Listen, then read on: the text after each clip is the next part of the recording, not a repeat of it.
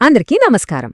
ఈరోజు మనందరికీ ఎంతో ఇష్టమైన ఒక క్లాసిక్ సౌత్ ఇండియన్ వంటకం అదేనండి సాంబార్ గురించి మాట్లాడుకోబోతున్నాం. ఆ అద్భుతమైన రుచి, ఆ ఘుమఘుమలాడే వాసన మన వంటగదిలో ఎలా తీసుకురావచ్చో చూద్దాం. చూసరిగా ఈ సులభమైన వంటకంతో ఇంట్లోనే అత్యుత్తమ సాంబార్ను తయారు చేసుకోండి అని స్వాస్థిస్ రెసిపీస్ చెప్తున్నారు. అంటే ఇంట్లోనే మనం పర్ఫెక్ట్ సాంబార్ చేయడం సాధ్యమే అన్నమాట. మరి ఇంకెందుకు ఆలస్యం, మొదలుపెట్టేద్దామా?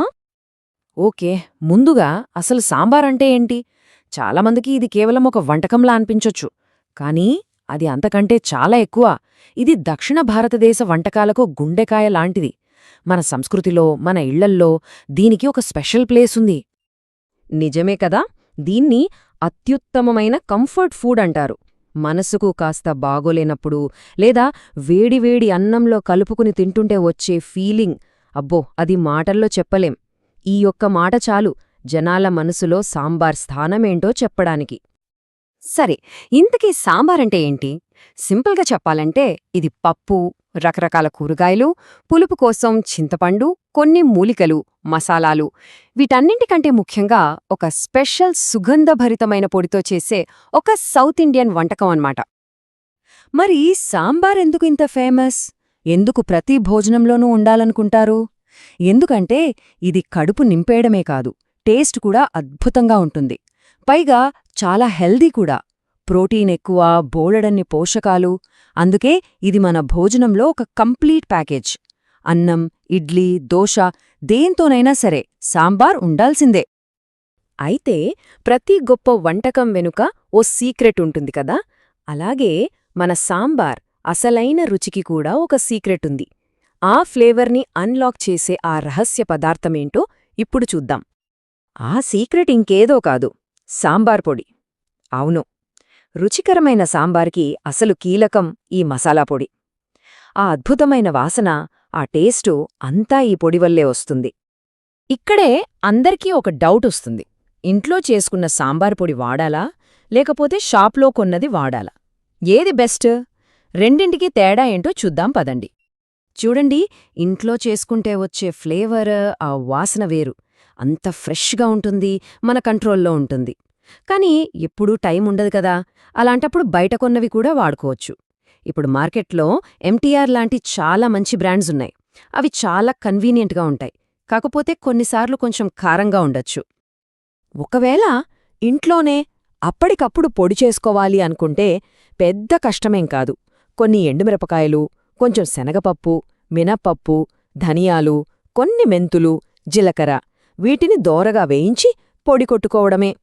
పప్పు ఉడికేలోపు ఈ పని అయిపోతుంది, కానీ టేస్ట్ మాత్రం అద్భుతంగా ఉంటుంది. సరే, థియరీ చాలు, ఇక ప్రాక్టికల్స్లోకి వెళ్ళిపోదాం. పర్ఫెక్ట్ సాంబార్ చేయడానికి ఓ 5 సింపుల్ స్టెప్స్ ఉన్నాయి. ఈ 5 స్టెప్ మెథడ్ ఫాలో అయితే చాలు, సాంబార్ రెడీ అయిపోతుంది. ఆ 5 స్టెప్స్ ఏంటంటే, ఫస్ట్ పప్పు ఉడికించడం, తర్వాత కూరగాయలు ఉడికించడం, మూడోది సాంబార్ పొడి, చింతపండు వేసి మరిగించడం, నాలుగోది ఉడికిన పప్పుని కలపడం, ఇక ఫైనల్గా 5వ స్టెప్ సాంబార్కి తాలింపు పెట్టడం. ఇప్పుడు ఒక్కొక్క స్టెప్ గురించి వివరంగా చూద్దాం. స్టెప్ 1, పప్పు ఉడికించటం. ఇది చాలా ముఖ్యం. కందిపప్పు లేదా కాస్త పెసరపప్పు కలిపి అయినా వాడుకోవచ్చు. పప్పు మాత్రం పూర్తిగా మెత్తగా గుజ్జులా అయిపోవాలి. ఆ తర్వాత దాన్ని గరిటెతోగాని పప్పుగుత్తితోగాని బాగా మెదపాలి. సాంబార్ కరెక్ట్ కన్సిస్టెన్సీ రావాలంటే పప్పు ఇలా మెత్తగా ఉండటం చాలా అవసరం. ఇక్కడో ప్రోటిప్, ఇది ఆప్షనల్ మాత్రమే, కానీ చేస్తే టేస్టు అదిరిపోతుంది. కూరగాయల్ని డైరెక్ట్గా నీళ్లల్లో వేసి ఉడకపెట్టే బదులు ఓ 2 నిమిషాలు ఉల్లిపాయలతో పాటు నూనెలో వేస్తే చాలు. వాటి ఫ్లేవర్ బయటకొచ్చి సాంబార్ టేస్ట్ నెక్స్ట్ లెవెల్కి వెళ్తుంది. ఓకే, బేసిక్ స్టెప్స్ అయిపోయాయి. ఇప్పుడు మన సాంబార్ను మామూలు సాంబార్లా కాకుండా ఒక పర్ఫెక్ట్, అద్భుతమైన సాంబార్గా మార్చే కొన్ని ప్రో టిప్స్ చూద్దాం. ఇవి గుర్తుపెట్టుకోండి. కూరగాయలు మెత్తగా ఉడకాలి, అప్పుడే వాటి రుచి సాంబార్లోకి దిగుతుంది. ఇంకో ముఖ్యమైన విషయం, కూరగాయలు ఉడికాకే చింతపండు పులుసు పోయాలి. ముందే పోస్తే కూరగాయలు ఉడకవు. ఇక సువాసన కోసం బోలెడంత తాజా కొత్తిమీర వేయాలి. ఫైనల్గా సాంబార్ చిక్కగా ఉండాలి, కాని మరీ గట్టిగా కాకుండా పోయడానికి వీలుగా ఉండాలి. ఇక చివరిది కాని చాలా ముఖ్యమైనది, తాలింపు లేదా తడక. సౌత్ ఇండియన్ వంటలకి ఇదే ఆత్మలాంటిది.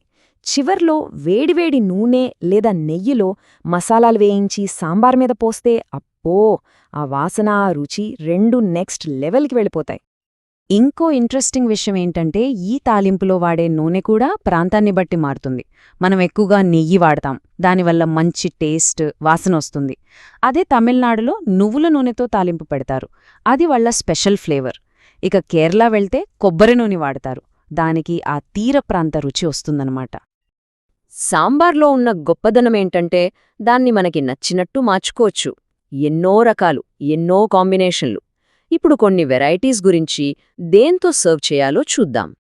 చూడండి ఎన్ని రకాలున్నాయో.